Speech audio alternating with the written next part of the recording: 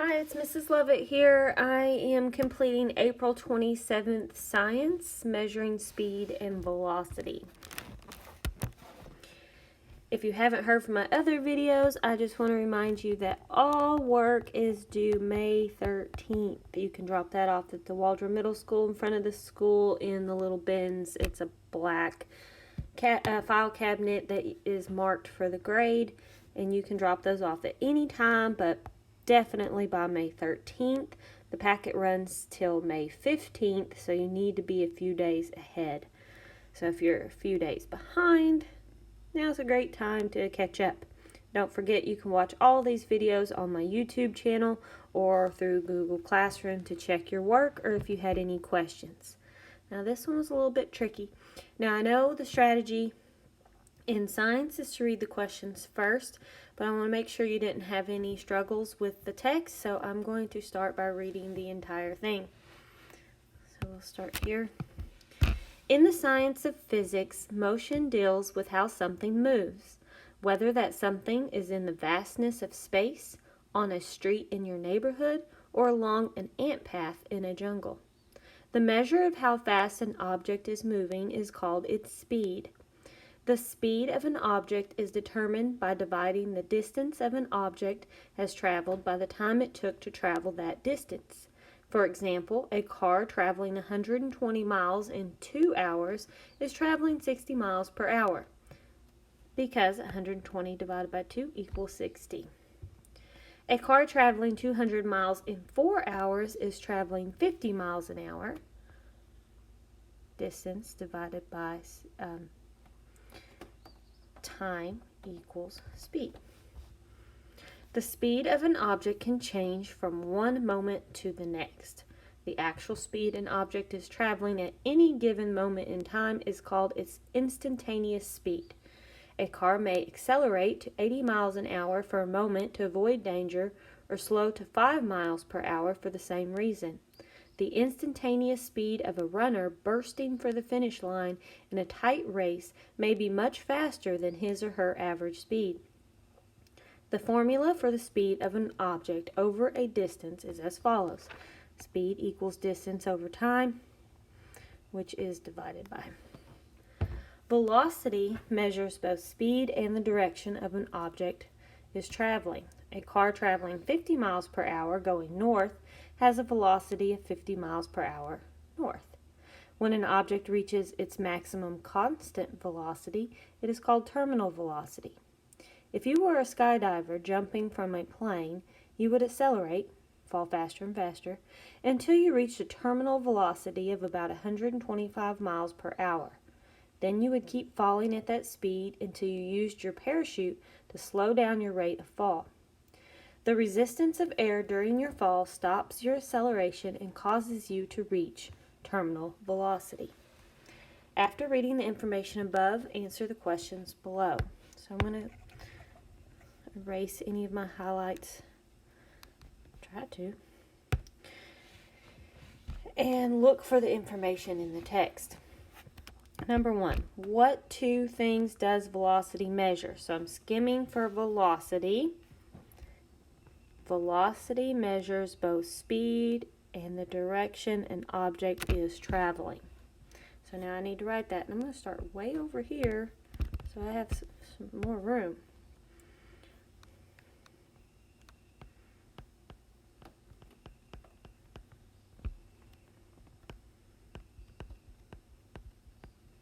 Remember, I'm using an iPad pen,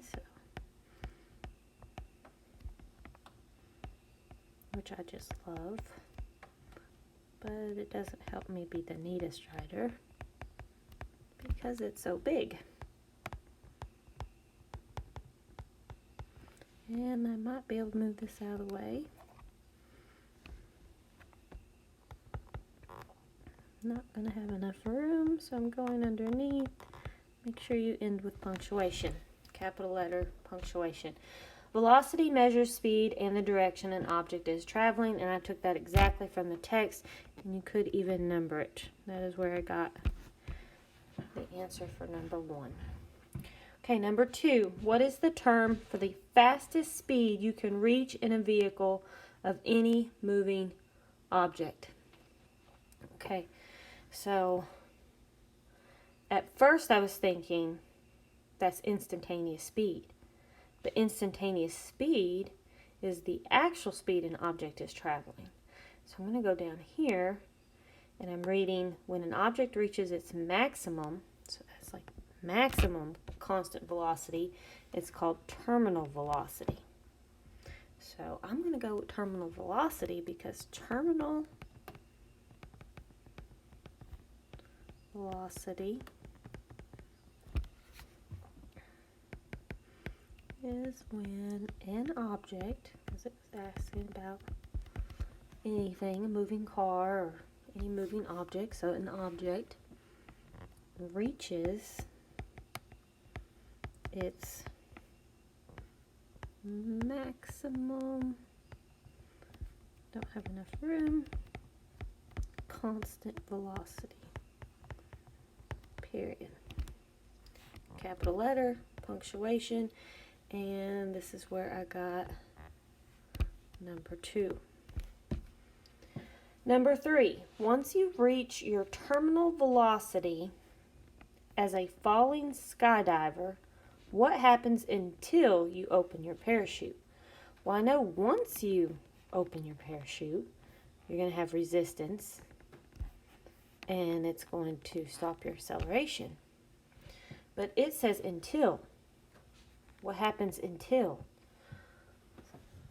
So once you reach your terminal velocity, so I'm just starting this to restate. Once you reach your terminal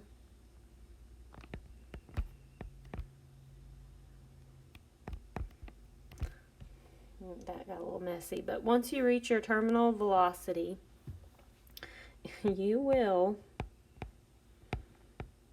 keep falling at the same speed, but I'm running out of room, so I'm going to say just keep falling until you fall or hit the ground. That's what I meant, hit the ground.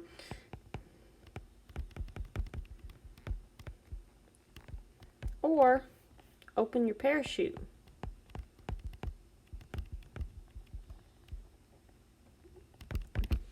And opening your parachute will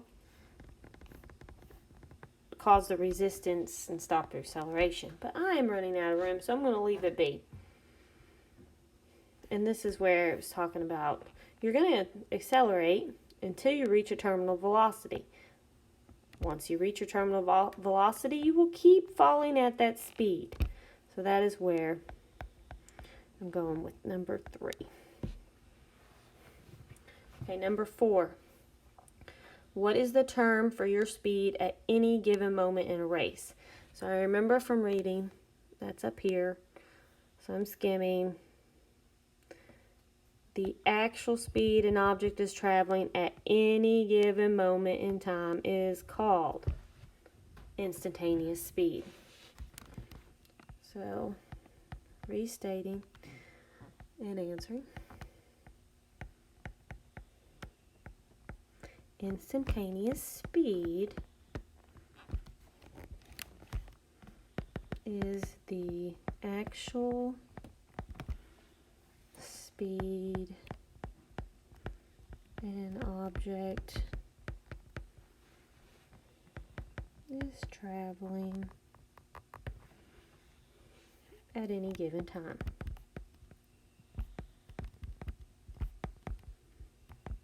Okay, so number 4 came from here. I could do it either way. Number 4. Okay, number 5. Imagine your family has just driven 300 miles. It took 6 hours. So this is your distance. This is your time. Show the formula you would use to figure out the car's average speed in miles per hour. Show the answer to. Okay, so we already have the formula here. Speed equals distance divided by time. And we can plug in those numbers. Speed equals 300 miles divided by, is that 6 hours? I think that's a 6. I wrote over it. Yes, it's a 6. Okay, I almost wrote an 8. But it's 6 hours. Okay, so 30 divided by 6. 300. 6 will go into 35 times. Subtract, bring it down, 50. And we're talking about miles per hour. So that's 50 miles per hour. Because this was your miles and this is your hours. So your answer is 50 miles per hour. There we go. Okay, we're done.